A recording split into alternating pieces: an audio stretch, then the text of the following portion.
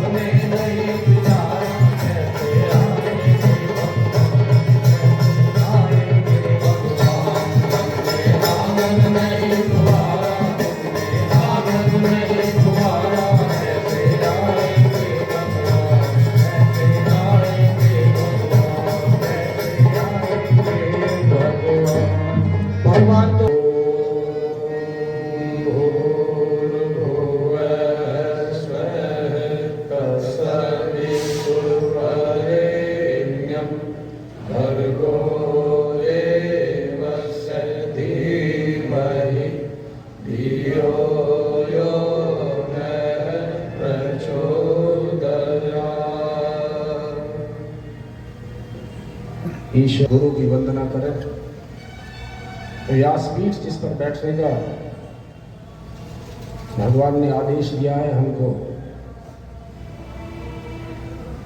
ऐसा मान करके जो युग परिवर्तन की बेला में कुछ जिम्मेदारी थोड़ी बहुत हम निभा सकते हैं, उसको निभाने के लिए थोड़े समय के लिए जो भगवान ने व्यासपीठ देने का अवसर दिया है, इस पर न्याय हो और युग साहित्य के माध्यम से, प्रज्ञा पुराण के माध्यम से गुरु ने जो सूत्र बताए हैं उनको आगे बढ़ाने का, समाज तक पहुंचाने का एक छोटा सा, एक टिटहरी वाला एक छोटा सा प्रयास हो।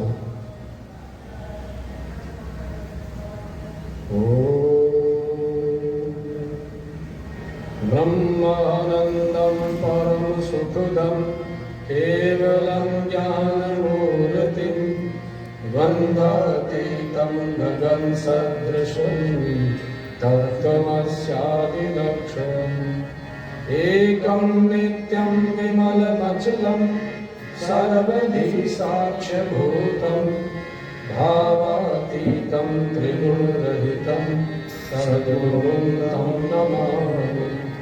अखण्डानन्दबोधाय शिष्यसन्तापहारिणे सच्चिदानन्दरूपाय तस्मै श्री गुरवे नमः।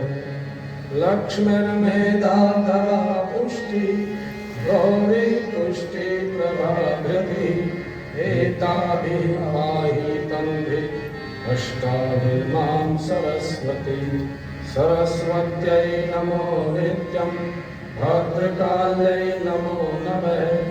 वेद वेदांत वेदांग विद्यास्थाने विचय ततस्तदीय पदपङ्कज भक्तियुक्ता ये त्वां भजन्ति नित्यदानपरायणाय तेने गतमे यान्ति कलेवरेण भुवायुगगनाम्बुविनिर्मिते।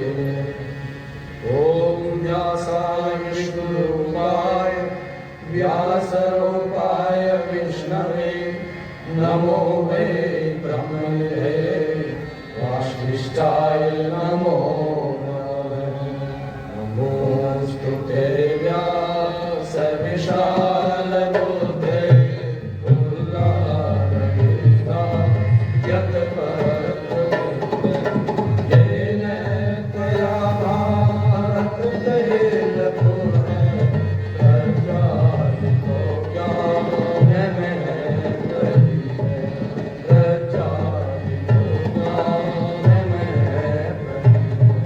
जीवन के देवता को आओ तनिक संवारी।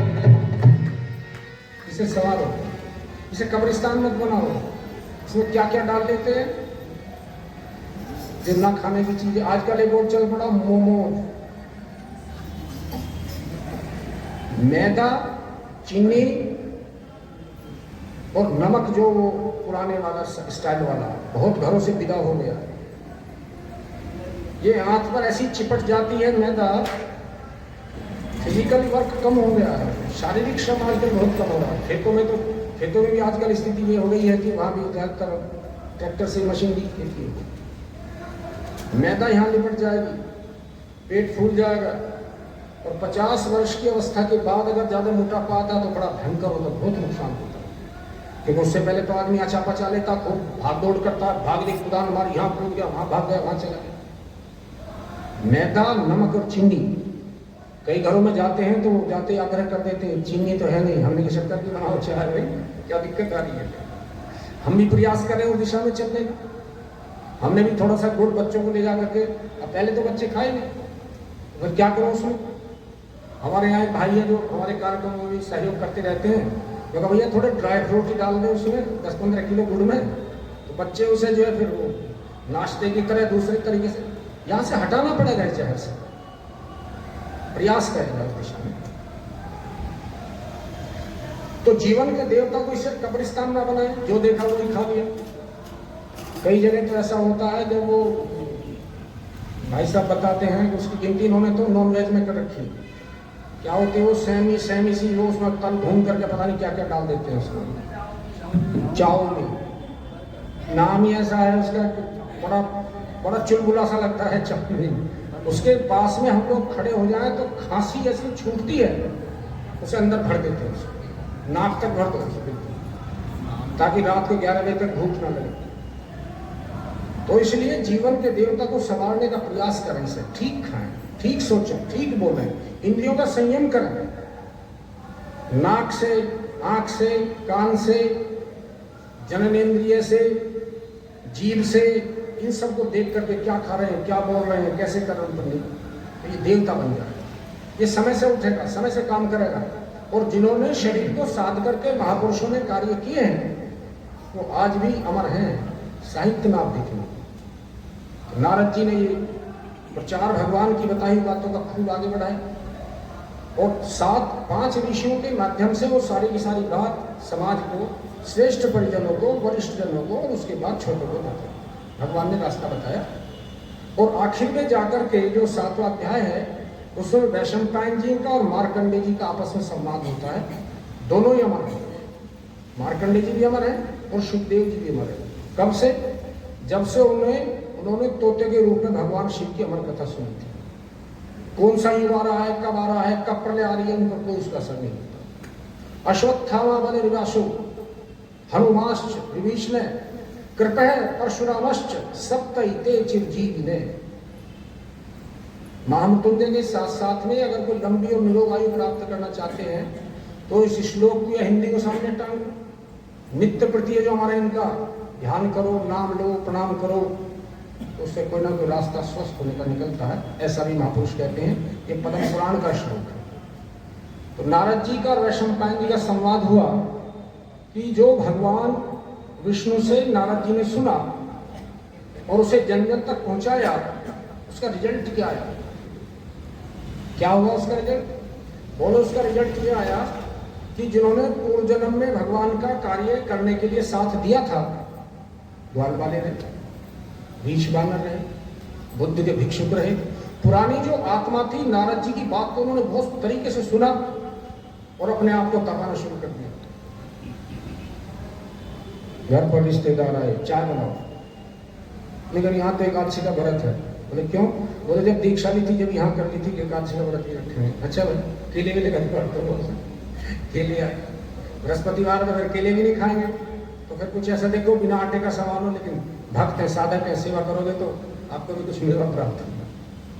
उन लोगों ने नारद जी के कहने से बड़े बड़े अनुष्ठान किए। 1.25 लाख गायत्री मंत्र, एकादशी का व्रत करना शुरू कर दिया, 1 साल में 5 लाख गायत्री मंत्र करना शुरू कर दिया। तो नारद जी ने इतनी जल्दी सारे भारतवर्ष को, सारी दुनिया को ये बात कैसे बता दी? बोले नारद जी से सुनकर के वो सप्तऋषि आश्रम के पास सूक्ष्म चेतना बनकर के वातावरण में विलीन हो गई। वो वायु में हो गई, वो प्रकाश में हो गई और सारे विश्व में उन्होंने जो वरिष्ठ परिजन थे, जो पुराने युग को परिवर्तन करने वाली जो आत्माएं थी, सबको जागृत कर दिया।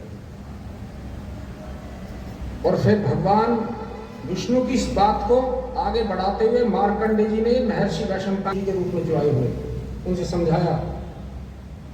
और फिर जो बढ़िया युग आया, फिर जो सतयुग आया, तो उसे कहते हैं कि वो सतयुग से भी बढ़िया समय आया। और उस समय के आने का संकेत कर्म बता रहे थे सूरदास। 1900 के बाद 1,900 के ऊपर ऐसो योग पड़े, सहस्र बरस लो सतयुग बीते, धर्म की बेल चढ़े। और वो समय चल रहा है, चारों तरफ मार काट, एक ही देश है, उसके पीछे चारों तरफ से पीछे पड़ गए सब। अरे उसके आदमियों के अंदर घुस के मारोगे, उसकी नारियों को तुम उसको वस्त्र विहीन करके सारों में इधर उधर कराओगे तो क्या करेगा? पूजा करेगा तुम्हारी। लेकिन ध्यान रखना, सनातन धर्म को ऊंचा जाने का समय है। अब हम उसमें कितने काम आते हैं? अपने संस्कार, अपने बच्चों के संस्कार बढ़ा करके उनके आगे ला रहे हैं कि नहीं ला रहे हैं? हम साधना कर रहे हैं कि नहीं कर रहे हैं? बच्चों को संस्कारों से जोड़ रहे हैं कि नहीं जोड़ रहे हैं? अच्छी बातों का प्रचार प्रसार कर रहे हैं कि नहीं कर रहे हैं? अरे हम ही तो करें, जब तो आगे बात में असर आएगा। हम मीठा खा रहे हैं, दूसरे कह रहे हैं तू मीठा मत खा, तू तो छोड़ पहले, जब तो कहेगा तेरी बात में दम जब पड़ेगा। नर से नारायण बन जाए प्रभु ऐसा ज्ञान हमें देना। नर से नारायण बन जाए प्रभु ऐसा ज्ञान हमें देना। नर से नारायण बन जाए प्रभु ऐसा ज्ञान हमें देना। नर से नारायण बन जाए प्रभु ऐसा ज्ञान हमें देना। यह विश्व हमारा ही घर हो, यह विश्व हमारा ही घर हो, यह विश्व हमारा ही घर हो, यह विश्व हमारा ही घर हो। अभी जो हमारे यहाँ पर कार्यक्रम हुआ है, कितने देशों के आदमी आए थे, वसुधैव कुटुंबकम, सारे विश्व में देख लिया कि नहीं देख लिया? साल पर सोचा जाए, यह विश्व हमारा ही घर हो, यह विश्व हमारा ही घर हो। पूर्व में स्नेह का निर्झर, पूर्व में स्नेह का निर्झर, मानव के बीच निरंतर हो, मानव के बीच निरंतर हो।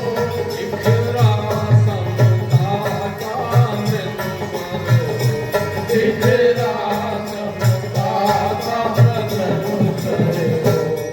पूरब की लाली बन छाए, पूरब की लाली बन छाए प्रभु ऐसा ज्ञान हमें देना। नर से नारायण बन जाए प्रभु ऐसा ज्ञान हमें देना। गुरु ऐसा ज्ञान हमें देना, हरि ऐसा ज्ञान हमें देना। बोले गायत्री माता की जय। आप पति पत्नी आ गए, महेश्वरी जी उधर से बहन जी आ गई।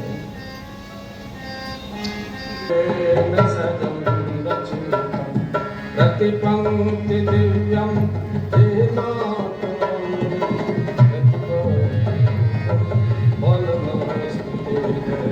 प्रज्ञा पुराणम बलनस्तुते। प्रज्ञा पुराण में क्या है? प्रज्ञा पुराण सदगुरु की है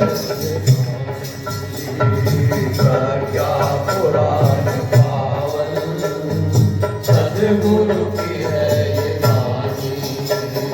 दुनिया बड़ी भवन में, दुनिया बड़ी भवन में, मुक्ति दिलाने वाले प्रज्ञा पुराण पावन, सदगुरु की है ये वाणी।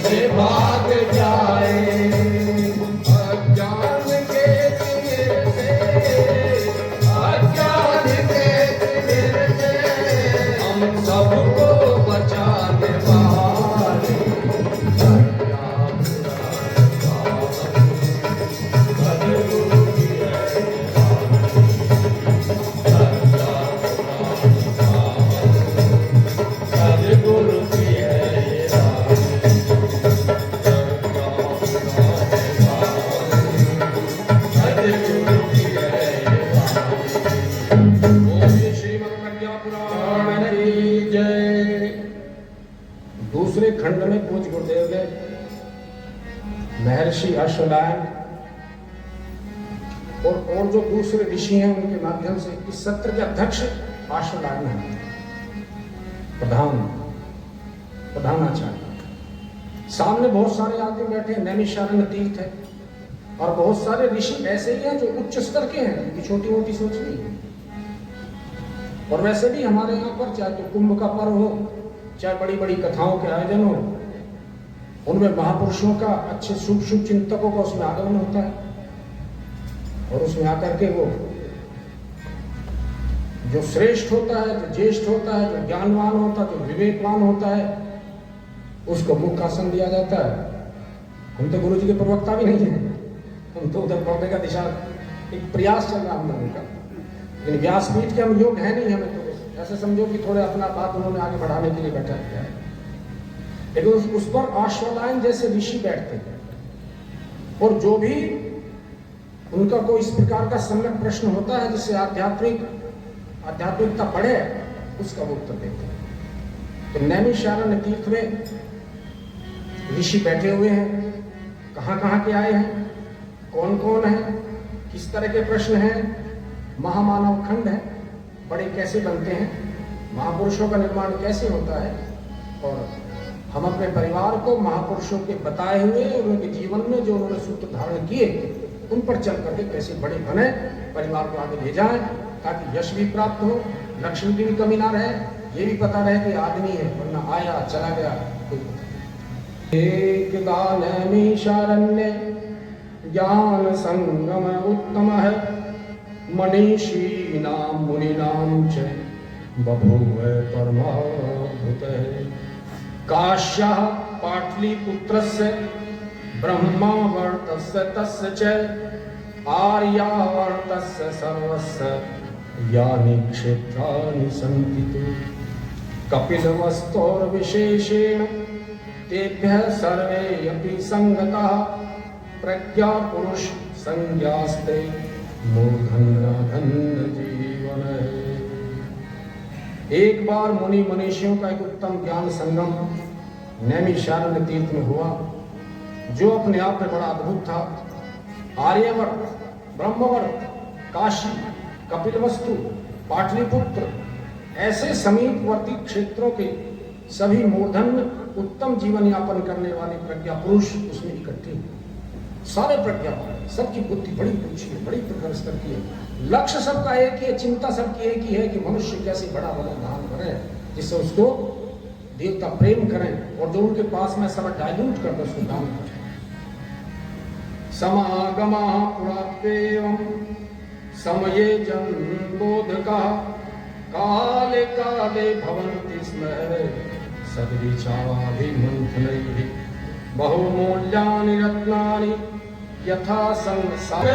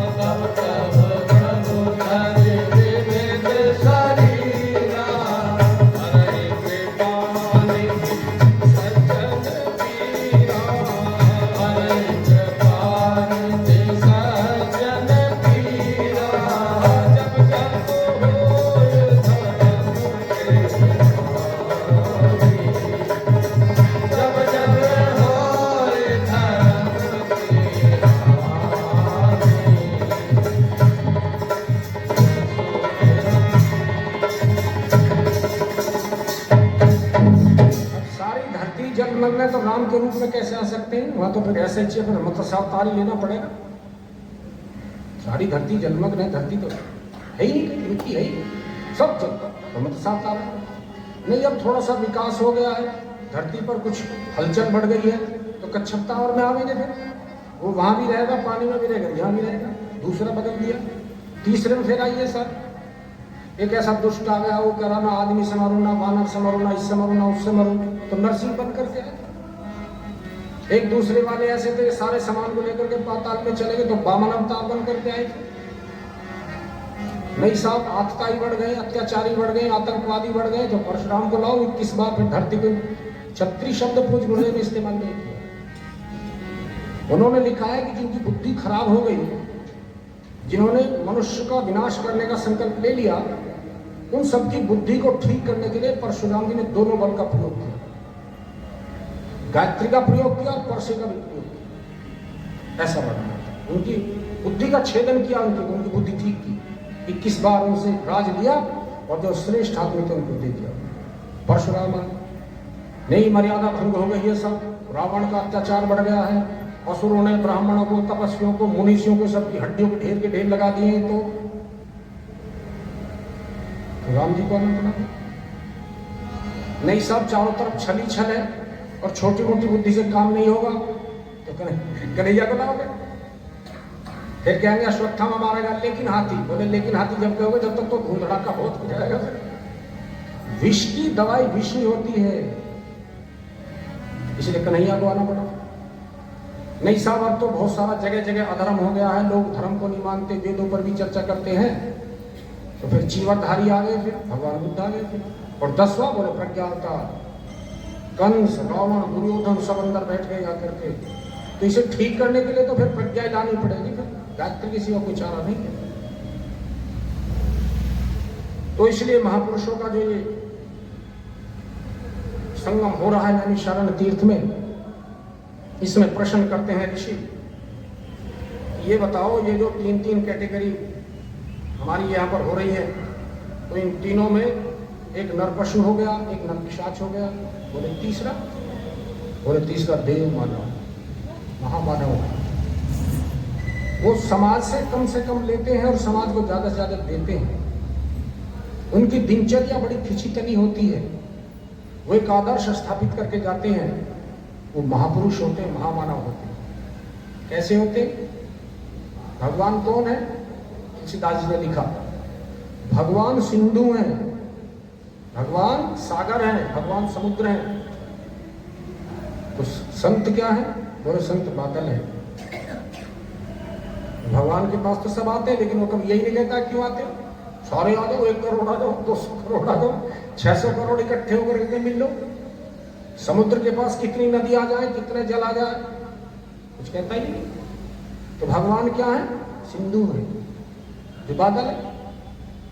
बादल समुद्र पर ऐसे फैल जाते हैं, समुद्र से जल ले लेते हैं और सारी धरित्री को हरा भरा करने के लिए सर्वत्र बिना किसी स्वार्थ भाव के सब बिखेर देते हैं। राम सिंधु घन सज्जन विद्या। और दूसरा उदाहरण, राम सिंधु घन सज्जन विद्या, राम सिंधु घन सज्जन विद्या, चंदन हरि करो संत संगीला, चंदन करो संत संगीला। ये संत हैं। संत का क्या होता है? जहाँ भी जाएगा सम्मान होगा, वो बचने की कोशिश करेगा, सम्मान की जरूरत नहीं है, किनारे में होगा, लेकिन उसे बैठाया जाएगा ऊपर। ये संत, ये महामानव है। लेकिन जो इक्कड़ है, उसे दूसरा भाता ही नहीं है कोई। उसकी समस्या ये है कि मेरे से आगे क्यों बढ़ रहा है, ये हमारे से बढ़िया कपड़े क्यों पहन रहा है, इसके बच्चे ऐसे क्यों हो गए हैं। एक इक्कड़ हाथी था, अलग ही रहता था, अकेला ही चलता था। अकेला चल रहा तो इसका मतलब सारी दुनिया खराब नहीं है कि हमारे में कमी है, उसे खगालने का प्रयास करना चाहिए, कहाँ कमी है।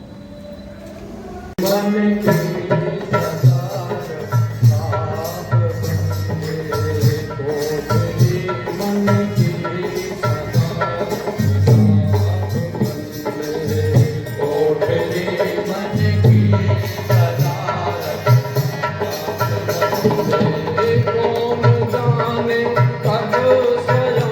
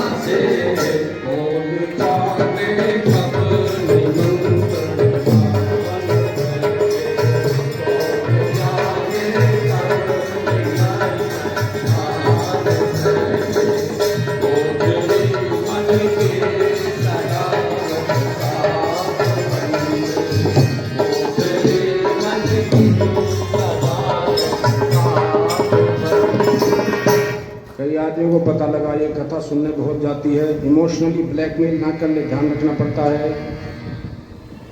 दर्द यदि उभरे कभी मन में तुम्हारे, दर्द यदि उभरे कभी मन में तुम्हारे, खर्च मत करना बिना सोचे विचारे, खर्च मत करना बिना सोचे विचारे।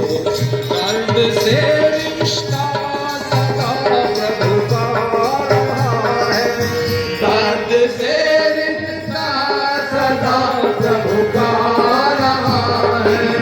नाम करुणा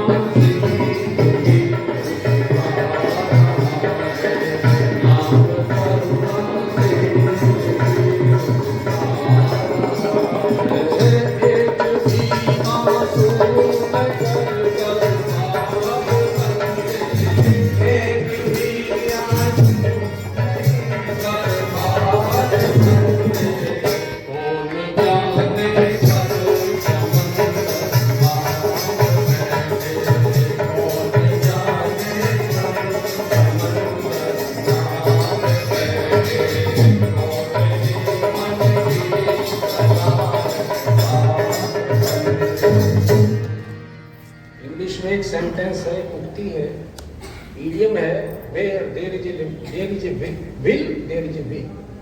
जहां चाह होती है वहां बन जाती है। अब आप लोगों ने इस बात की चाह की, प्रज्ञापन राह भी निकल गई। और कई बार तो ऐसा होता है कि आज हमारे पास ब्रह्मपुरी से आने के लिए वाहन कोई था नहीं, लेकिन जाना बाहर निकले तो पड़ोसी का एक बच्चा कह रहा था मुझे जरा मोदी स्ट्रीट तक जाना। मैंने कहा घर जाएगा तो जरा मेन रोड तक हमें भी छोड़ दे। बन की व्यवस्था बस, फिर हम आ गया।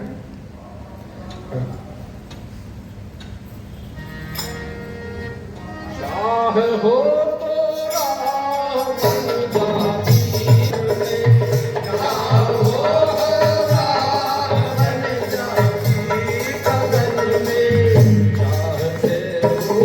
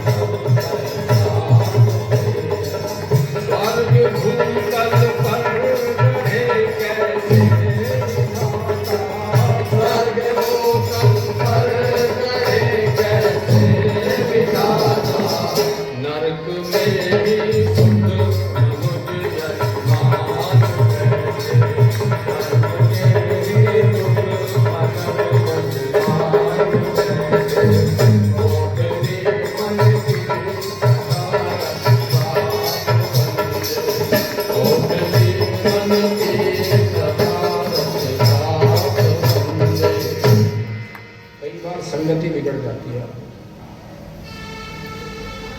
जरासंध का सबने नाम सुना है, नर पिशाच में गिनती आती है। राजाओं को चारों तरफ परेशान किया, किसी को मारा, किसी को काटा, किसी के मुकुट छीने, किसी का कुछ किया, और राष्ट्र का नायक बनकर के बैठ गया। युधिष्ठिर जी, पांडवों ने कौरवों के साथ युद्ध किया और बाद में भगवान श्री कृष्ण को लेकर के एक आर्यव्रत बनाने की दिशा में चले, तो सबसे बड़ा रोल अगर कोई था तो जरासंध था। कूटनीति का, राजनीति का, विवेक का साथ लिया। एक दिन अर्जुन को और भीम को लेकर के जरासंध के द्वार पर चले गए। जरासंध क्या है? जरा नाम की दासी से पैदा हुआ है। जब पैदा हुआ था तो मांस का लोथड़ा था, तो माँ ने सोचा अब इसका क्या करें, तो बाहर ही भिजवा दिया।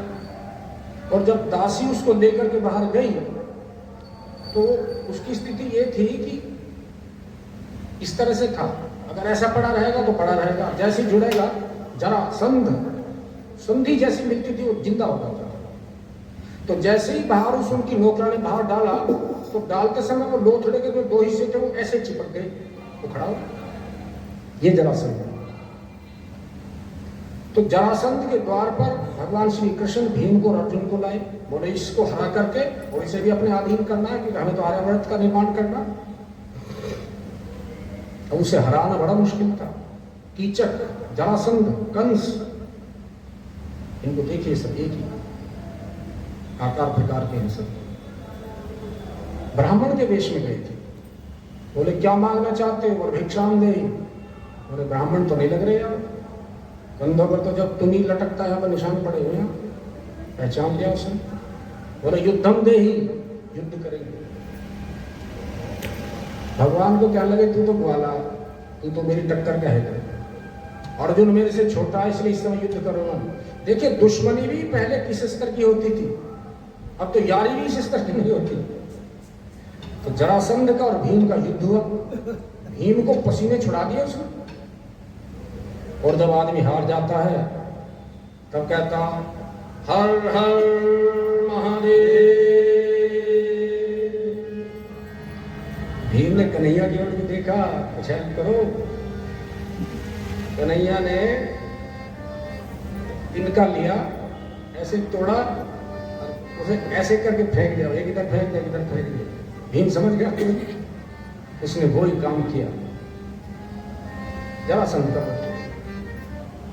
लेकिन उसके बाद क्या हुआ कि क्योंकि उस राजाओं को अधीन करना था, उनके मुकुट ले लिया करते थे राजा, और वो सारे के सारे मुकुट एक संदूक में बंद कर दिए। और कुछ समय के पश्चात में जब महाराजा परीक्षित जी गद्दी पर आए तो उन्होंने सोचा देखना चाहिए वे प्रभु की क्या संपत्ति है, किस किस का क्या माल है, संदूक में क्या भरा हुआ, तो देखना चाहिए। उसमें उन्होंने से जब बहुत सारे मुकुट निकाले तो उसमें जरासंध का मुकुट था, बड़ा सुंदर था। हराम के माल से कितना सुंदर बना लो, कमाई का बनाओ तो पता लगे। उन्होंने अपने ऊपर ऐसे धारण किया, आईने के सामने जब आदमी एक बार जाता ही है, देखता ही है। जब हम लोग तिलक लगाते हैं तो घर पर कोई ना हो तो तिलक लगाओ, भगवान जी की पूजा करनी है तो शीशे के सामने जाएंगे, तिरछा विरछा तो नहीं लगा। बड़ा सुंदर लगा परीक्षित जी को, उसे लगाया और हटाया नहीं, तुरंत शिकार के लिए चले गए। जब वहां पर शृंगी ऋषि के आश्रम में गए और जो उनके पिता शमीक वहां पर ध्यान मग्न थे, सोना आ गया ना, रोग या नीति वाला। एक तो सोने में वैसे ही कलयुग का वास है, ये बहनें तो उसे अपना सब कर करा लेती है, लेकिन आप ही को उसकी झेलना पड़ेगा। उनकी बुद्धि ने जवाब दे दिया और एक मरा, पहले तो उनसे पानी मांगा, ध्यान मग्न है आदमी, ध्यान में खो गया। देखो एक हमारे यहाँ पर जैमिनी ऋषि हुए हैं, उन्होंने मीमांसा दर्शन पर शोध किया और अपनी पत्नी से कहा कि मैं जब तक गेट ना खोलूं, मेरा गेट खुलना नहीं चाहिए, मुझे मीमांसा दर्शन के सूत्रों को एक तरह से इनको सूत्रबद्ध करना है, आगे पीछे 1 2 3 करके मैंने इसका इन्वेंशन में करना। एक दिन गेट नहीं खुला जैमिनी ऋषि का, 2 दिन नहीं खुला, 7 दिन तक गेट नहीं खुला। लेकिन पत्नी को भरोसा था कि ऋषि है, तपस्वी है। जब खुले, सात मीमांसा दर्शन के सारे जो सूत्र थे सूत्रबद्ध कर दिए गए थे, तो शरीर पर, चेहरे पर अद्भुत तेज था। वही आप तो इधर तो हम दूसरी चर्चा कर रहे हैं। तो उन्होंने क्या किया, वो तो ध्यान मग्न थे। उस ऋषि को उन्होंने कहा पानी दो, हमें प्यास लग रही है। हम जानते नहीं चक्रवर्ती सम्राट है, क्योंकि सिर पर काल बैठ जाता है तो फिर आदमी का काम करता है। सुमति कुमति सबके उर रही, नाथ पुराण निगम अस कही। मरा हुआ सांप गले में डाल दिया, भाई मौत का कारण। तो इसलिए क्या खा रहे हैं, क्या पहन रहे हैं, क्या ओढ़ रहे हैं, क्या सोच रहे हैं, किन लोगों के बीच में बैठ रहे हैं, अगर यहाँ का ध्यान रहेगा तो महापुरुष बनने की तरफ हम लोग चलते हैं। बिहार में एक जिला हजारीबाग, वहां पर एक हजारी नाम का किसान है। अपने खेतों की मेड़ पर उसने आम के पेड़ लगाने शुरू किए। पहले खेतों की मेड़ पर लगाना, थोड़े बड़े हुए तो उस पर पक्षियों ने घोंसले बनाने शुरू किए, चहचहाट शुरू हो गई। जब उसमें बोर आया आम पर, उसके बाद छोटी छोटी आम भी आई, फिर उसमें नगर वाले आते, एक एक दो दो आम की वो आम भी ले जाते, चटनी बनाते, बड़ा आनंद आता, उसे बड़ा अच्छा लगा। उसका तो बाग बन गया, लेकिन उसके दिमाग में काम बहुत बढ़िया। और जैसे ही हमारे गृहस्थ का थोड़ा सा इंतजाम हो जाएगा, बच्चे कामयाब हो जाएंगे, तो फिर बाग लगवा। धीरे धीरे धीरे धीरे भगवान की कृपा हुई, गृहस्थ का काम पूरा हुआ। घर पर ही रहने लगे। बच्चों से कहा, बेटा अब तुम काम तो संभालो, हम तुम्हारा भी देख रहे हैं, थोड़ा समाज का भी काम देख रहे हैं। बच्चों ने बड़े प्रेम पूर्वक काम को संभाला। उन्होंने अपने यहाँ पर आम की पौध लगानी शुरू कर दी। और शुरू में जब हमारे यहाँ पर चाय आई थी तो फ्री की मिलती थी, और एक चाय फ्री मिलती थी। कुछ गुरुदेव अपने अमृतवाणी में कई बार समझाया चाय का चस्का लगाना। तो चस्का लगाने के लिए हजारी नाम के किसान ने पौधशाला बनवाई, फ्री में आम के बाग लेने शुरू कर दिए। और कभी कभी जहाँ जहाँ वो आम के बाग लगा रहे थे वहाँ खुद भी जाते, नलाई करते, खाद वाद लगाते, उसकी देखभाल के बहुत सारे रास्ते बताते। और उस हजारी किसान का नाम ही जब पड़ा तो उसने 1000 बाग उस क्षेत्र में लगा। ये महापुरुषों की पहचान है। धीरे धीरे बढ़े। अब हमारा पितृ पक्ष चल रहा है, तो पितरों के नाम का कहीं ना कहीं कोई वृक्ष लगा दे। लेकिन लगाया ना लगा, लगाना है तो उसकी देखभाल जरूर करना। महापुरुष बने और बनाए, ये हमारी भारतीय संस्कृति प्रज्ञा पुराण में यही दर्शन सिखाता है। और समय ऐसा भी आ गया है कि अब हमको जो पुराना एक ढांचा है, जो पुराना हमारा जो चोला है, वो बदलना ही चाहिए। कहां से शुरुआत करें? अपने आप से शुरुआत करें। युग की ये युग की पुकार है। ये वो ऋषि कह रहा है जो कई वर्षों तक हिमालय पर जाकर के तपा, ऋषियों से वार्ता हुई, और ऋषियों को बहुत दूर तक का दिखता है। और कि प्रज्ञा युग आ रहा है, सतयुग आ रहा है, इसलिए अपने आप को बदलो। युग की यही पुकार, युग की यही पुकार, बसंती चोला बाहर वाला बदले ना बदले, अंदर के चोले को बदलने का प्रयास करता। युग की यही पुकार, बसंती चोला रंग डालो, बसंती चोला रंग डालो, बसंती चोला रंग डालो, बसंती चोला रंग डालो। यही पुकार, बसंती चोला रंग डालो, बसंती चोला रंग डालो, बसंती चोला रंग डालो। जाग शाका रंग है ये, त्याग जितेंद्र का रंग है ये, सुनो जगत वालों, बसंती चोला रंग डालो, बसंती चोला रंग डालो। चोले को पहन भगत सिंह झूला फांसी पर, चोले को पहन भगत सिंह झूला फांसी पर। इस चोले का रंग चढ़ा था रानी झांसी पर, जिस चोले का रंग चढ़ा था रानी झांसी पर। त्याग बलिदान न भूलो, त्याग और बलिदान न भूलो, ऊंचे पद वालों, बसंती चोला रंग डालो। युग की यही पुकार, बसंती चोला रंग डालो, बसंती चोला रंग डालो।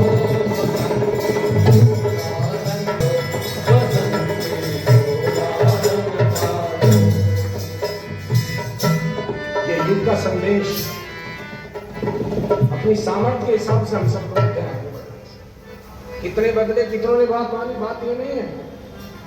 तो मनवाने का काम उसका, उनके पुराने संस्कारों का है। हमने इस बात को कहां तक पहुंचाया कि युग ऋषि की आवाज है, वो ये चाहता है। अंदर से बदलो, प्रयास करो। हरिश्चंद्र को उनके गुरु ने तपाया, उसकी परीक्षा ली, और फिर वो स्थिति कौन सी हुई कि ब्रह्मा विष्णु महेश को फिर ऊपर से वहां पर शमशान में फूल बरसाने पड़े।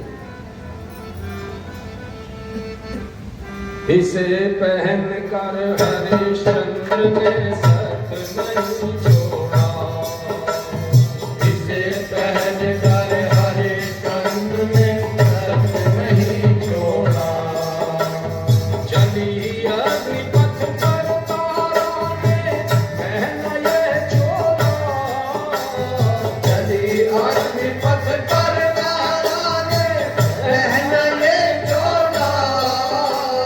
मानवीय गरिमा न भुलाओ, मानवीय गरिमा न भुलाओ, भटके मन वालों।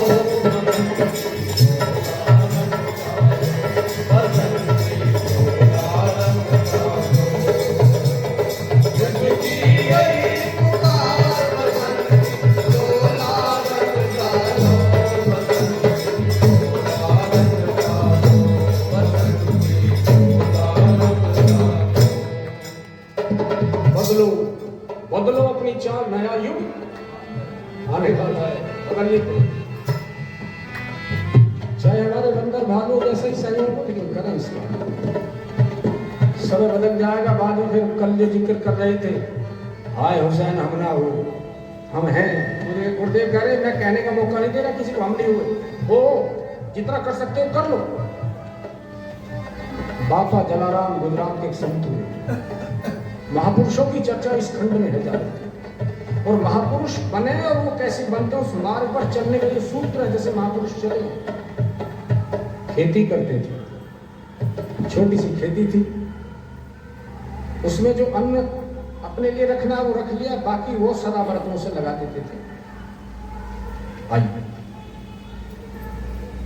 अपने आप खेती करते और घर पर सदा बरत चलता, उसे उनकी धर्मपत्नी उसका निर्वाह करती, उसे आगे चलती। काफी समय हो गया, भगवान एक दिन परीक्षा लेने के लिए आ गए। घरवाली के पास में जो भी संत होता, जो जरूरतमंद होता, उसे भोजन करा देती, सब तृप्त होकर गया। भगवान ने बापा जलाराम से कहा, वो खेत में थे, बोले हमें जरा कहीं दूसरी जगह जाना है और हमारे बिस्तर बंद है, जरा से थोड़ा आगे तक पहुंचो।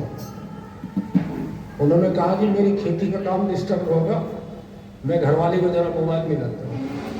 एक आदमी से सूचना भिजवाई कि बापा बुला रहे हैं, वो बेचारी दौड़ी दौड़ी है। उन्होंने कहा देखो, अगर तुम्हारे साथ में जाऊंगा तो आज मैंने ट्वेल का पानी कर रखा, ये फसल खराब हो जाएगी, तो लोगों को खिलाएंगे कैसे? और आज इसने पानी दिया, फिर पानी का नंबर 15 दिन बाद आएगा हमारा। बोले ठीक है। वो बेचारी उनके उसे सर पर लेकर के थोड़ी दूरी गई,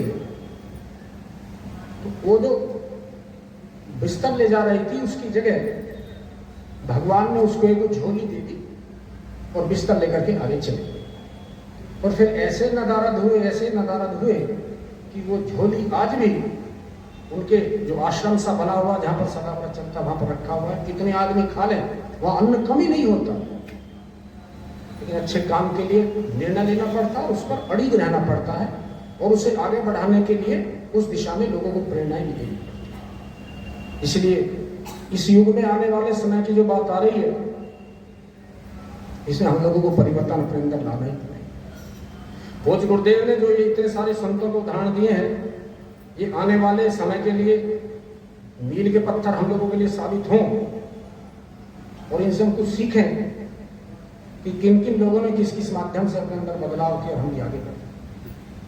और कई बार तो स्थिति ये होती है कि धर्म का निर्वाह करने के लिए, क्योंकि संत जो हैं ये धर्मशील होते हैं, इसलिए जो धर्म की रक्षा करता है, धर्म उसकी रक्षा अपने आप कर देता है।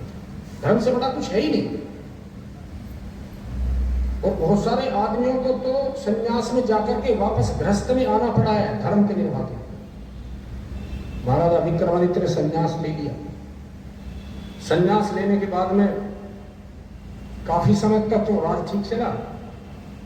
बाद में कोई इस प्रकार का दैत्य राज में आने लगा कि जो भी गद्दी पर बैठे उसे खा लिया। और जब ये कई क्रम हो गए तो जो उस राष्ट्र के सलाहकार थे, जो सलाहकार समिति थी, उसने बैठक करी और उन्होंने कहा कि विक्रमादित्य जी को खोजो, सन्यासी तो है लेकिन है तो धरती पर ही, ढूंढो। उनको ढूंढने के लिए बहुत सारे उनके सिपाही सेनानी भागे दौड़े। कहीं से पता लगा विक्रमादित्य में, उन्होंने बताया कि राष्ट्र पर संकट है, जो भी राजा बनकर के गद्दी पर बैठता है उसका रात को सफाया हो जाता है। बोले कैसे हो जाता है? बोले ऐसा पता लगा है कि दैत्य है तो राजा को छोड़ता ही नहीं। तो उन्होंने संन्यास के बाद फिर वो दोबारा वापस आ गए। उन्होंने कहा ठीक है, ये जिम्मेदारी हम देते हैं। रात्रि के समय उनके लिए बहुत सारा भोज बनवाया, पूड़े भी, पकोड़े भी, और ये भी, और लड्डू भी, और पूरी भी, और खस्ता भी, और फलाना भी, और ठिकाना भी, और झल्लों में भर करके वो गेट के बाहर रख दिया। रात्रि के समय दैत्य आया और जैसे ही घुसा, वहां पर जो से मिष्ठान की और सबकी महकाई, बैठकर तसल्ली से खाने लगा। विक्रमादित्य जी ने धीरे से उसे प्रश्न किया, खूब खाओ, खूब बना हुआ और आ जाएगा। बोले आपका परिचय? बोले मैं वो हूं। तो दैत्य सोच रहा था डर ही नहीं रहा है, उन्होंने खा लिया। बोले हाँ, प्रसन्न हो, मेरा एक छोटा सा काम करना। बोले बताओ। वो मुझे तो इतनी बात बता दो, मेरी उम्र कितनी है? विक्रमादित्य विवेकवान बहुत थे, इसलिए आज जब भी हम संकल्प बोलते हैं तो विक्रमादित्य, विक्रम संवत 2080, उनका नाम जरूर आता है। उन्होंने ऐसे ध्यान मान करके उसको लगा करके बताया कि तेरी उम्र 100 साल है पूरी। कृपाण बांध रखी, तुरंत कटार निकाली, तेरी ऐसी तैसी, तुम्हारे कई राजा खा, मेरी 100 साल उम्र, तू तो मार नहीं सकता, इसका मतलब मुझे। उसके पीछे भागे वो राक्षस, आगे आगे विक्रमादित्य पीछे पीछे। शौर्य हो, सज्जनता तो है लेकिन कर्मठता भी, सज्जनता अकेली काम नहीं करती है। इसीलिए ऐसे महापुरुषों का जो जीवन चरित्र पूज्य गुरुदेव कहते हैं, लिखते हैं, वो जब तक हमारा चोला नहीं बदलता बात बनती नहीं है। देखो हंस के इस चोले को इसने अपनाया, संस्कृति के झंडे को इसने लब तक पहुंचाया, संस्कृति के झंडे को इसने लब तक पहुंचाया। अपने गौरव को पहचानो, अपने गौरव को पहचानो, युवा शक्ति वालों, बसंती चोला रंग गालो, बसंती चोला रंग गालो। जागृति दीक्षा कारण है ये, जागृति दीक्षा कारण है ये, चलो रंग गालो, बसंती चोला रंग गालो, चोला रंग गालो। मान से नफरत करते हो, भगवान को तुम क्या पाओगे, भगवान को तुम क्या पाओगे। इंसान को तुम सके, इंसान को तुम अपना न सके, भगवान को क्या अपनाओगे, भगवान को क्या अपनाओगे। इंसान से नफरत करते हो, इंसान से नफरत करते हो, भगवान क्या पाओगे, भगवान को तुम क्या पाओगे।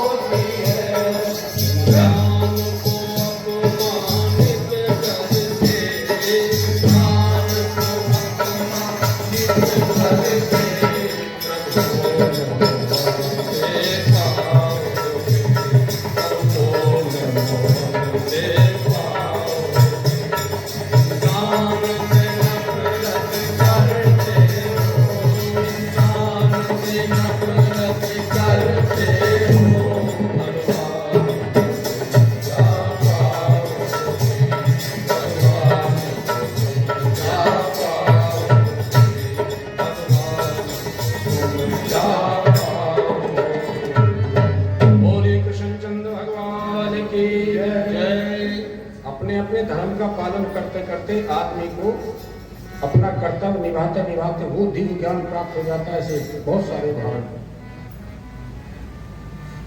एक पतिव्रता स्त्री अपने परिवार का बड़ा ध्यान रखती, पति का बड़ा पूरा ध्यान रखती, कब आ रहे हैं, कब जा रहे हैं, किस चीज की आवश्यकता है, किस टाइम पर क्या होना चाहिए, बहुत ध्यान। वो बाहर थे, अचानक में कोई संत आ गए, और संत भी कैसे थे, कहीं जंगल में तपस्या की। तपस्या करने के बाद एक पेड़ के नीचे बैठे हुए थे, एक पक्षी ने ऊपर से विष्ठा डाल दी, और जैसे उन्होंने ऊपर को देखा तो पक्षी जल गया। वो संत उस पतिव्रता के घर पर भिक्षा मांगने के लिए आए, उन्हें भिक्षा दी, बोले कि बाबा अभी तक।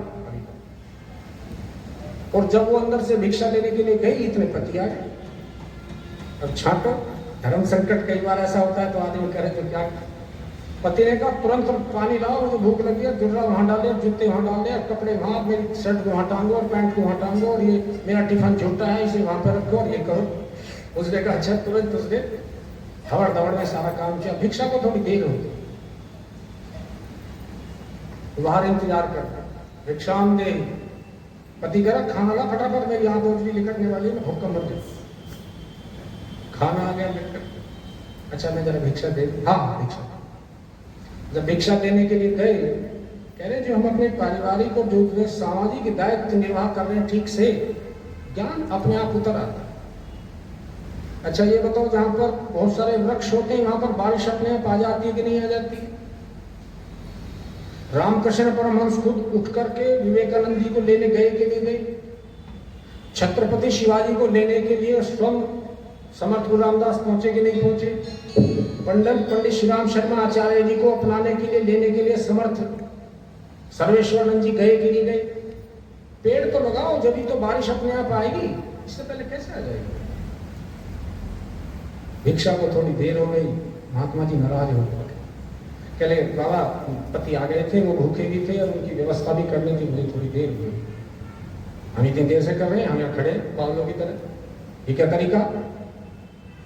और जब उसने खूब समझा दिया, उसे खुशामद कर ली, कहने लगे वो जो चिड़िया जल गई थी, मैं वो चिड़िया ना हूं, इस बात का भी ध्यान रखे बाबा। उसे क्या है, तुझे ये पता कैसे लगा कि चिड़िया मेरे ऊपर देखने से जल गई? तुझे ज्ञान कैसे हुआ है? बोले मैं अपने उत्तरदायित्व का, अपने कर्तव्य का पूरा पालन कर रही हूँ। नहीं, तेरा गुरु कौन है तो तू ये बता। उसने कहा एक धर्मव्याध है जो मीट बेचता है। स्वामी रामसुखदास जी ने गीता का भाष्य करते बहुत सारे सूत्र दिए हैं, उसमें उन्होंने लिखा है कि अंतमति सोगति। बहुत बढ़िया बढ़िया काम कर रहे हैं। अंत समय में एक हिरण के साथ में दोस्ती हो गई, उसके बच्चा होगा मादा हिरण के, उस बच्चे को पालने में बुढ़ापा आ रहा था, उसकी पालना करते करते करते करते प्राण निकल गए।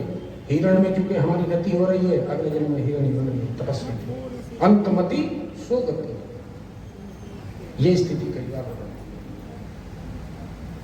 उसने कहा तो धर्मव्याध से मिलने का स्थान? बोले फलाने वाले बाजार में है, वहां पे जाकर के 1 2 3 4 8वीं दुकान है, वहां पहुंचे। दिन छिप रहा था लेकिन लगन लग गई, मिल का है। धर्मव्याध के बाहर बैठ गए, उन्होंने झांक करके देखा, बोले वो उसने भेजे, शीला ने भेजे हो? बोले हाँ, बैठो थोड़ी देर करिए। उस सारी दुकान का काम करा करके उसे बाइंड अप किया,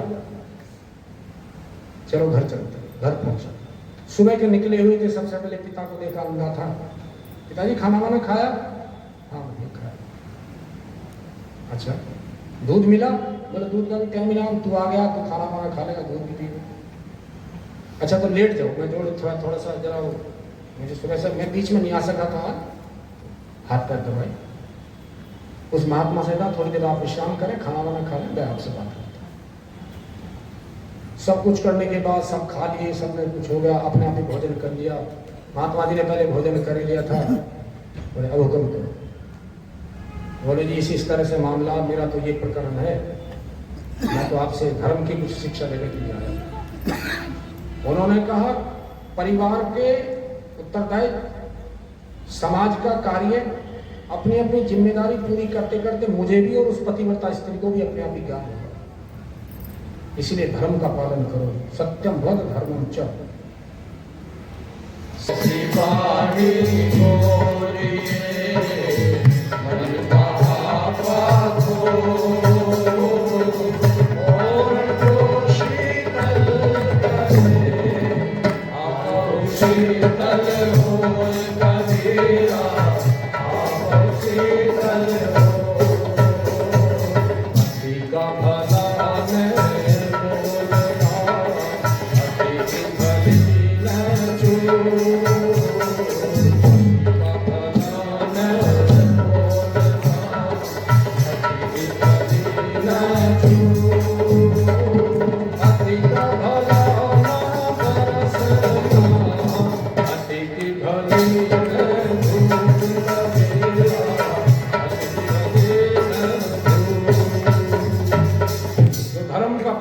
उनकी रक्षा अपने आप हो जाती है। इसलिए महापुरुष बनते हैं तो वो धर्म का पालन करते हुए बनते हैं।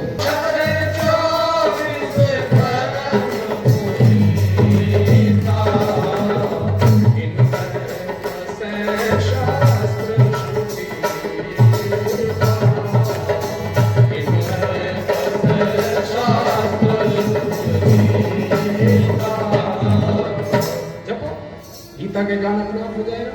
वेदों की माँ है, ज्ञान इसका भी हो जाएगा। लेकिन धर्म की जो परिभाषा बड़ी विशाल है। जितना भी कहीं से कोई हाथ पूंछ नाक हाथ पता लग जाए उसी पकड़ करके आगे बढ़ जाओ। इसलिए युग ऋषि ने प्रज्ञा पुराण के माध्यम से हम सबको यही बताया कि धर्म का पालन जिसने भी किया उसका उद्धार हुआ। विभीषण अकेला था कि नहीं था लंका में? हनुमान जी गए। अच्छा, जो कोई बढ़िया काम होता है वो दिखना भी चाहिए कि नहीं दिखना चाहिए? भाई हम बढ़िया हैं तो हमारे आंगन में कहीं तुलसी का पौधा होना चाहिए कि नहीं होना चाहिए? बाहर की तरफ कोई गायत्री मंत्र या भगवान जी का श्री विग्रह को मंत्र लिखा हुआ ना, हनुमान जी को उसी से तो आइडिया लगा। वहां पर लंका में पहुंच गए, चारों तरफ देख लिया, यहाँ कहाँ सज्जन कर बासन। रामायुध अंकित गृह। विभीषण ने धर्म का पालन किया। हनुमान जी जब सारे लंका में घूम लिए तब एक जगह देखा, रामायुध अंकित गृह शोभा बरनी न जाए।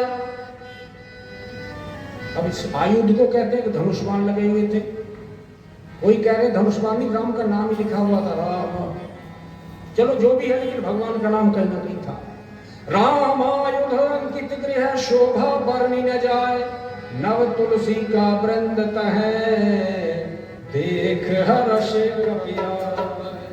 तुलसी का पौधा देख करके भी आनंद नहीं आया तो क्या हुआ सर? राम जी का धनुष और तुनीर बिल्कुल कसा हुआ। 22 जनवरी को उद्घाटन हो रहा है, वहां को देखो कितना आनंद आने वाला। रामायुध अंकित गृह शोभा वर्णि न जाए, नव तुलसी का वृंद तहै देख हर्ष कपिया। सीता कैसे मिलेगी? सारी नीति का निर्माण वहां वहीं प्लानिंग वहीं हुई। वहां चले जाओ, सीता का पता लग गया। आखिर में जाकर के जब पुल बन गया, सभा हुई, आई सभा हुई तो सभा में क्या हुआ? भाई ये बताओ हम लोगों को क्या करना चाहिए? तो अब आपकी कथा हुई है तो इससे पहले कई मीटिंग हुई है कि नहीं हुई है? मलिक साहब आए, जिले सिंह आए, बहनें आई, हम लोग उधर से आए। दो हमें कभी धन की आवश्यकता पड़ती है, 2 लाला ऐसे, लाला सतीश सिंगल और सुशील बिंदल जी। आई कोई कसर? नारायण की कृपा है। बोले वो तो बता देना। वो भी आए, सारी व्यवस्था बनी। रावण ने सभा बुलाई। अब हम क्या करना चाहिए? तो उन्होंने कहा कि ये तो मच्छर मक्खी की तरह है, ये आपके बंदर आ रहे हैं, क्या फर्क पड़ता है? एक समझदार आदमी था, बोले एक छोटा सा बंदर है, लंका को फूट कर चला गया, जब तेरी सलाह कहां चली गई। लेकिन जो चाटुकार होते हैं उनकी बात इन आदमियों को बड़ी बढ़िया लगती है, समझ में नहीं आई। विभीषण जी ने कहा, महाराज दूसरे की स्त्री को इस प्रकार से छोड़ देना चाहिए जैसे चौथ का चंद्रमा होता, वरना दाग लगता। चौथ का चंद्रमा देखने से जैसे दाग लगेगा, वैसे ही पराई स्त्री को देख करके उसको छोड़ देना चाहिए। और बोले ठीक है, अब तक जो गलती हुई है सुमति कुमति सब के उर रही, नाथ पुराण निगम हस कहे। खूब समझाया, लेकिन नहीं माने। नहीं मानोगे तो फिर क्या करोगे? क्योंकि विभीषण सचिव के पद, उनको हालांकि ये कहता है कि खाता हमारा गुणगान उधर के करता है, उन्होंने पीछे से फिर पुश किया। सुंदरकांड में जिन्होंने पढ़ा होगा पता होगा, लात लगी। जब लात लगी तो भगवान शिव से रुका नहीं गया और तुलसीदास जी ने तुरंत चौपाई लिख दी, उमा संत कहे यही बड़ाई, मंद करत जो करत भलाई। वो जो भले आदमी भलाई करते हुए बात कहेंगे, भलाई करेंगे।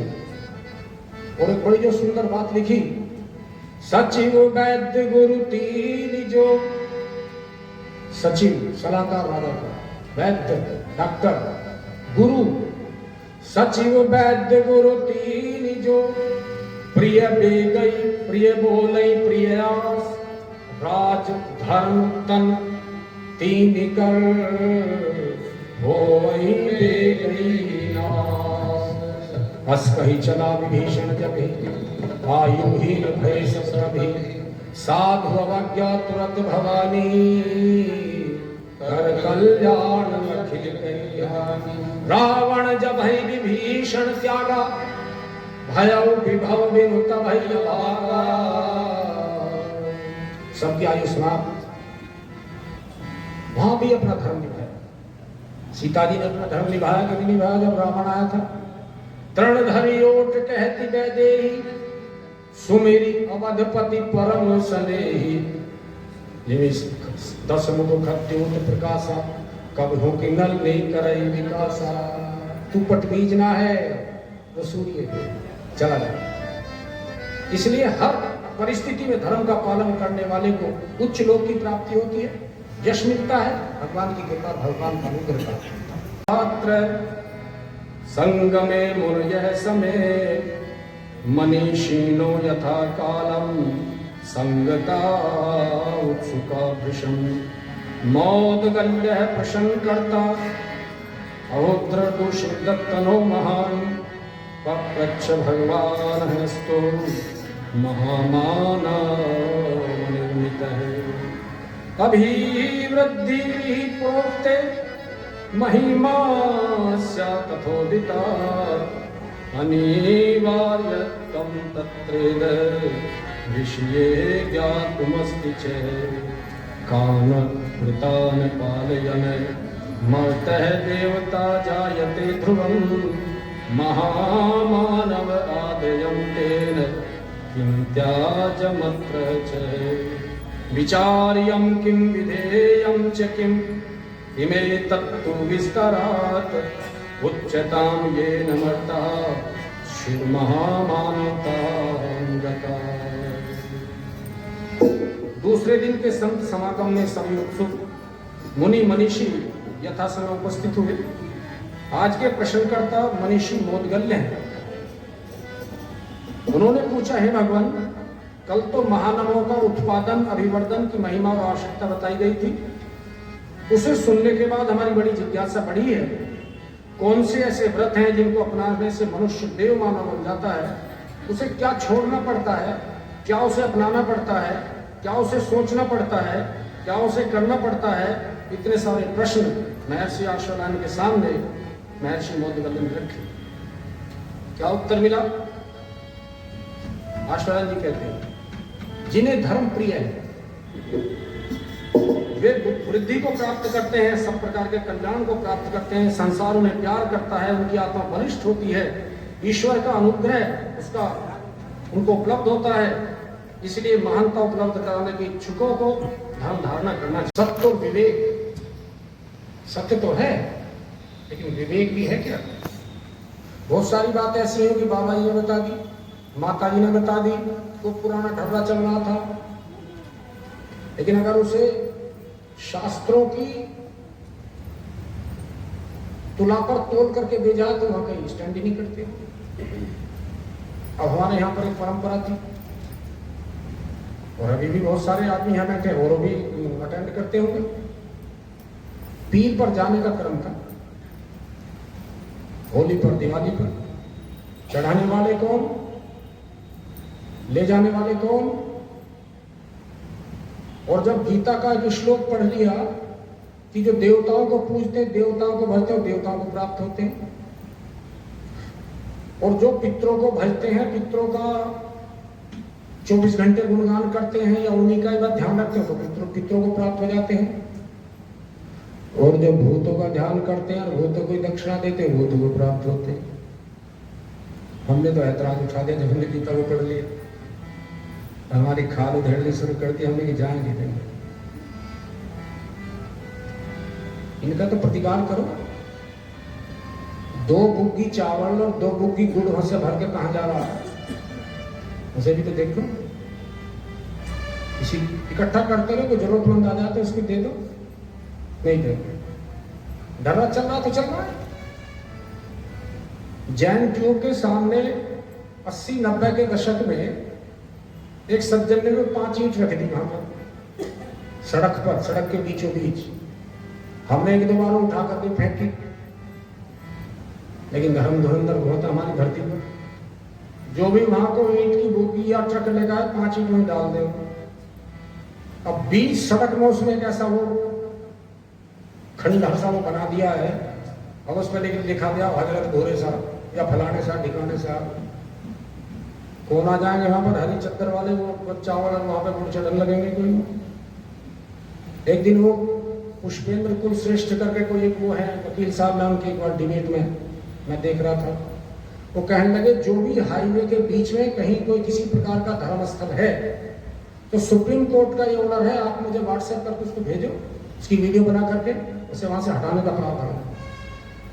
अभी पिछले दिनों भजनपुरा के सड़क के बीच में एक मजार सी बनी हुई थी, तो भारी पुलिस बल के साथ उसको हटाया गया था। कि धर्म की पालना हो रही है कि धर्म का नुकसान कर रही है। एक गांव के जोगी यहां से लगभग 100 किलोमीटर जाकर के, तो जोगी बैठा हो तो भैया बुरा मत मानिए, सत्य घटना मैं उन आदमियों को बता दूंगा जिन्होंने देखा। हाँ होते हैं सब तरह, ब्राह्मणों में भी हो, मैं ये नहीं कहता कि भाई वहां जाकर के वो तपे, और तपे कैसे, चारों तरफ उन्होंने उपले लगा लिए, धर्म को नुकसान पहुंचाने वालों की चर्चा कर रहे हैं।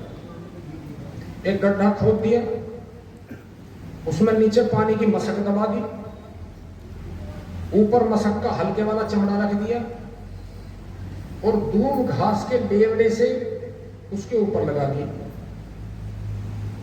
अब वो मामला बिल्कुल ऐसा होगा जैसे और आसपास में घास जम रही, कैसी वहां जम रही। अब बाबा जी यहाँ से 40 दिन बाद उठेंगे, और 40 दिन बाद जब ये व्रत खोल देंगे तो सभी के पास में आ जाएंगे, इनको चढ़ावा चढ़ाएंगे। बाबा जी 40 दिन बाद में उठे, मशक भरी पड़ी थी पानी की। बाबा जी ने कहा निरंजन, और वो जो उनके पास चिमटा था मशक में मारा ऐसे दबा के, पानी उबल पड़ा उसमें से, महाराज जी की जय हो। अब वहां से कई गाड़ी भर कर गए गेहूं की या गुड़ की उनकी आ रही है। धर्म बढ़ रहा कि घट रहा। श्याम बिहारी दुबे जी जो शांति कुंज के सबसे बड़े कथावाचक हैं, एक दिन वो बता रहे थे कि धर्म कैसा बढ़ रहा है। उन्होंने जैसे कोई मर जाए, कहले वो क्यों मर जाए, चलो हमें मर जाए, अपने ऊपर उन्होंने लिया हुआ, दूसरे आदमी बुरा मान जाए, कोई कथा में से उठ के जाएंगे, फिर कहेंगे हमें मार मरने के लिए आए हमें। तो कह लेंगे चलो हम ही मर गए, किसी को पता चला बस श्याम बिहारी दुबे मर गया। मरने के बाद में क्योंकि कथा चल रही थी, खींच के भीतर गिर दिए। 2-3 दिन तक भीतर पड़े रहे, कथा का काम चलता रहा। 3 दिन बाद में जब देखा तो श्याम बिहारी दुबे मोटे हो रहे।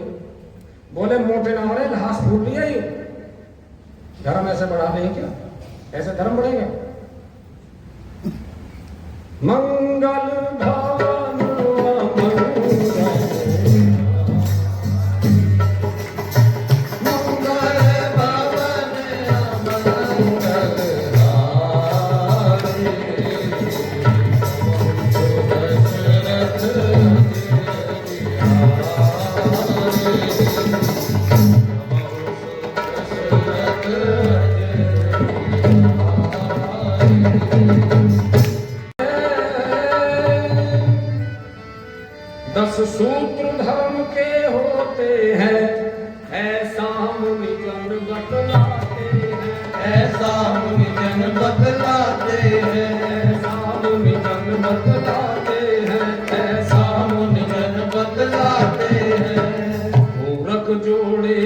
बनते हैं वो 5 युग्म कहलाते हैं।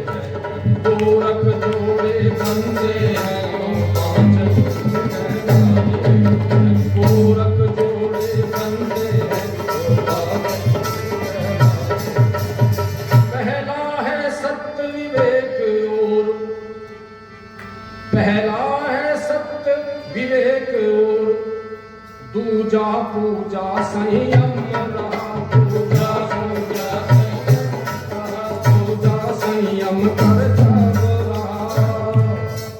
अनुशासन और अनुबंध सदा से परम धर्म का बनवास।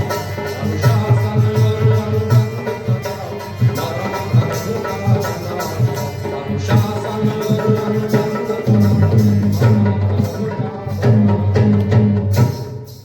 सहकार और परमार्थ भाव। बहुत सारे आदमी आपके कहने से कुछ काम करने लगे तो आपकी खेती थोड़ा ही हो गई हो। तो उनका भाव है भगवान के प्रति आगे गलत में क्यों जीते हो। वो तो उनसे जुड़े हुए हैं। कुत्ते को ये नहीं सोच रहे तेरी वजह से गाड़ी चल रही है तो चली गई है गाड़ी, तो बाहर निकल के पता लग जाएगा गाड़ी तो चली गई। सहकार जो आए उन्हें परमार्थ पर लगाओ, लोकोपयोगी काम पर लगाओ, उनका आत्म कल्याण कैसे हो इसलिए लगाओ। इसलिए नहीं कि एक साल में एक बार आएंगे और कुछ ये भी देके जाएंगे और कुछ ये भी दे करके जाएंगे और कुछ ये भी देके जाएंगे। नहीं, ये पाप है। सहकार और परमार्थ साथ साथ जोड़ करके चलो। भाव वो युग्म 5वां माना जाता है। वो युग्म 5वां माना जाता है। वो युग्म 5 माना जाता है। इसी तरह से मुनियों ने, इस तरह से ऋषि मुनियों ने मरण धर्म का माना। इस तरह से ऋषि मुनियों ने मरण धर्म का माना है। इस तरह से ऋषि में अपनाते हैं उनको बड़ा पुण्य प्राप्त होता है, महानता की तरफ चलते हैं। और हम लोगों को भी उस दिशा में चलने का लगातार प्रयत्न करना चाहिए और औरों को इसमें सिखाना चाहिए। जो लोग इस पर चले हैं काफी आप लोगों के सामने बहुत सारे आदमियों की चर्चा हो गई है। हम ओलों की तरह ना बने। ओला पड़ता तो पहले तो जहां पड़ता पहले तो उनका नाश कर देता, चाहे फसल हुई, चाहे पेड़ हुए, चाहे वनस्पति हुई, चाहे आदमी हुई, चाहे कई घरों पर इतना ऊपर पड़ गया कि पता लगा क्षति हुई चाहे, और आखिर में जाकर के फिर अपना भी विनाश कर देते हैं। वो है नरपिशाच। और जो अपना भी ध्यान रखते हैं औरों का भी ध्यान रखते हैं वो होते महामानव। महामानव के चलने की दिशा में भी हम लोगों को आगे बढ़ने का प्रयास करना चाहिए। और जब जब भी भगवान की आवश्यकता पड़ी है उसने सनातन धर्म की रक्षा के लिए अवतार लेकर के बहुत सारे रूप बना करके अपना काम किया। कन्हैया आए थे, चाहे तो उसने वृंदावन में उन्होंने गिरवर को धारण किया हो, और चाहे उन्होंने मीरा को बचाया हो, चाहे उन्होंने अर्जुन को कितनी बार बचाया हो, भीम को बचाया हो, उनका काम रक्षा करने का ही है। अगर वो इस इंतजार में रहते कि थोड़ा सा आराम मिलेगा तब कुछ थोड़ा देखा भागी करेंगे तो पूरी जिंदगी युद्ध ही करते रहे। जितना भी कुछ अन्याय और अत्याचार था उसके खिलाफ आवाज उठाते रहे, लोगों को ले जाते रहे, अधर्म का विनाश ही करते रहे। आइए एक बार कन्हैया का स्मरण करते हैं कि जब सबका सब मामला चौपट हो जाता है तब वही धरती पर आते हैं और अधर्म को नष्ट करने के लिए और उसके साथ साथ में जितनी नीति निपुण और कांटे से कांटे को निकालना और जहर को जहर से काटने की नीति का काम भगवान श्री कृष्ण ने धरती पर किया, आज तक कोई भगवतारी सत्ता से कर नहीं सकी। ब्रज के नंदलाला राधा के सांवरिया, ब्रज के नंदलाला राधा के सांवरिया।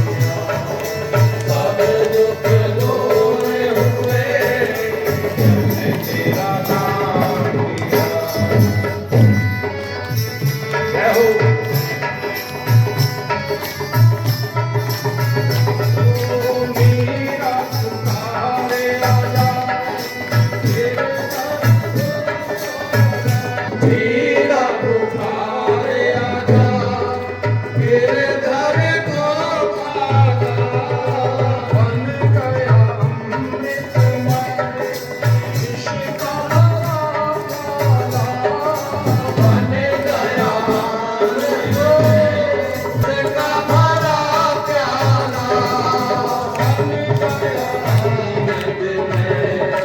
इसका भरा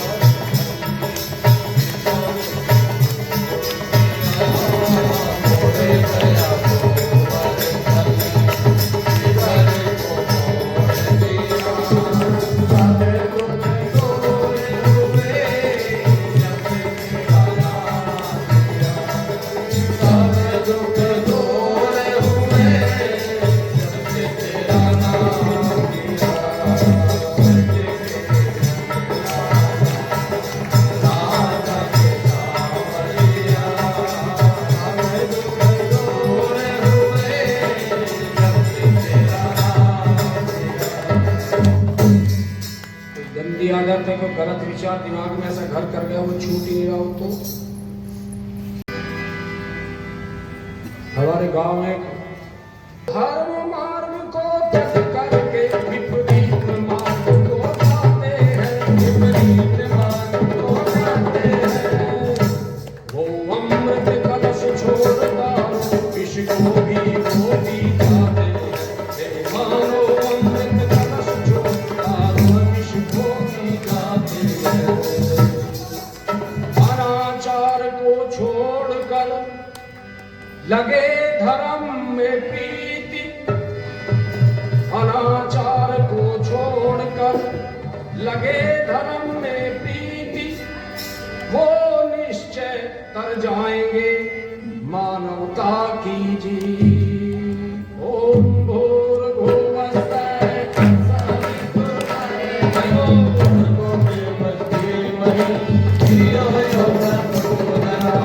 माता की जय। बात करने वाली बहनों की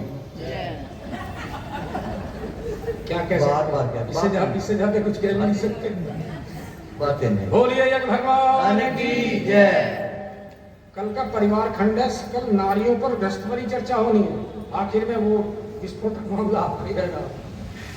परिवार कैसे होगा, परिवार कैसे चलना चाहिए, कैसे आपस में प्रेम भाव बना रहे, बच्चों को संस्कार देने की से लेकर के नारी देवता बने बने धरती स्वर्ग समान, यही संकल्प हमारा, यही संकल्प हमारा। विचार क्रांति अभियान, विचार क्रांति अभियान इसी को कहते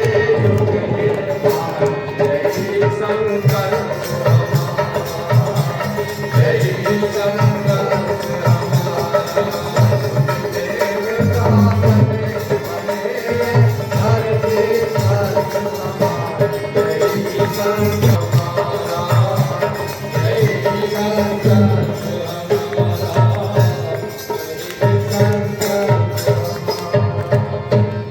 दस्तक दे रहा कि विस्तार से गीत गाओ तो फिर कथा थोड़ी रहकर दिक्कत हो जाएगी।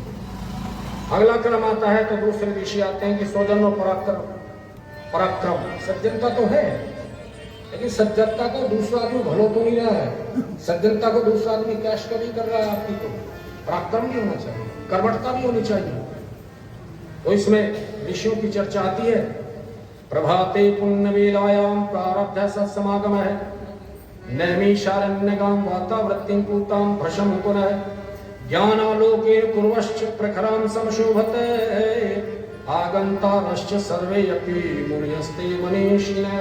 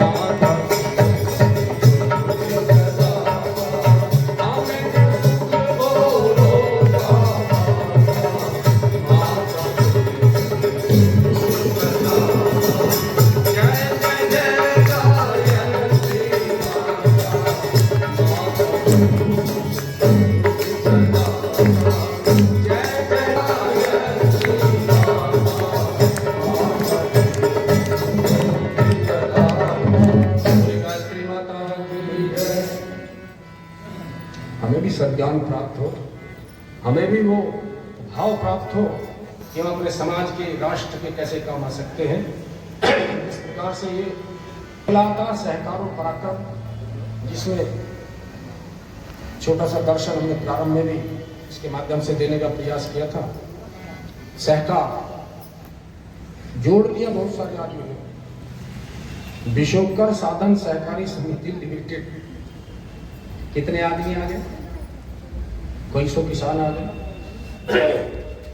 लेकिन उनके बड़े बड़े अधिकारी उसका समिति का दोहन तो नहीं कर रहे, शोषण तो नहीं कर रहे। सरकार ने तो सहकारी समिति इसलिए बनाई थी कि जिससे आम आदमी को उसकी जमीन को आड़ करके, उसको बेचारे को उसकी गारंटी लेकर के उसको समय से खाद मिल जाए, बीज मिल जाए, पानी की व्यवस्थाओं को थोड़ा मोड़ा कैश भी प्राप्त हो जाए। सहकार तो हो, लेकिन उससे परमार्थ जुड़ा हुआ होना चाहिए। ये एक पूज्य गुरुदेव ने जो धर्म की पालना करने के बहुत सारे सूत्र दिए, उनमें ये भी दिए। इसलिए हर समय जब जब भी दुविधा में फंसते हैं, जब जब भी कोई दिक्कत होती है, गुरु सत्ता के सामने बैठिए, गायत्री मंत्र की साधना करिए। क्यों? बोले गुरु और गायत्री में फर्क नहीं है। और गुरुदेव सर्वेश्वरानंद जी के साथ ऐसे घुल मिल गए जैसे पानी में नमक मिल जाता है। और एक बार शैल दीदी ने देखा कि जो वो छोटी थी, एक दिन प्रवचन में बता रही थी कि मैं छोटी थी, मैंने देखा गुरुदेव पहले तो गायत्री माता की प्रार्थना कर रहे थे, फिर गायत्री माता प्रकट हो गई, गुरुदेव गायत्री माता की गोद में बैठे हैं, मेरे दूर से दोनों को प्रणाम कर लिया। ऐसा सिद्ध, ऐसा संत, ऐसा महापुरुष धरती पर कब कब आते हैं। वो तो बार बार कहते थे मुझे तो धकेला गया, मैं तो आना नहीं चाहता, धकेला गया। बोले आपको ही जाना पड़ेगा और कोई आदमी इस काम को कर नहीं सकता। अब कितनी गिनती करें? वो गुरुदेव हो गए, सर्वेश्वरानंद जी से मिल गए तो इसका मतलब सर्वेश्वरानंद जी हो गए। फिर एक प्रवचन में ये कह रहे हैं कि ये जो सर्वेश्वरानंद है, ये अगर महर्षि विश्वामित्र हो तो इसे अन्यथा मत लेना। तो विश्वामित्र भी हो गए, और लास्ट में तो गजब ही कर दिया। उन्होंने कहा अगर ये सर्वेश्वरानंद इस सृष्टि के संचालक हों तो इस पर यकीन कर लेना, तो संचालक कौन हो गया? तो कल जो गीत आपको सुना रहे थे, स्वयं भगवान हमारे गुरु, आरती का टाइम हो गया, कल सुना देंगे। स्वयं भगवान हमारे गुरु परम सौभाग्य हमारा, स्वयं भगवान हमारे गुरु परम सौभाग्य हमारा, नारायण नर्तन करे हमारे बीच पधारा है,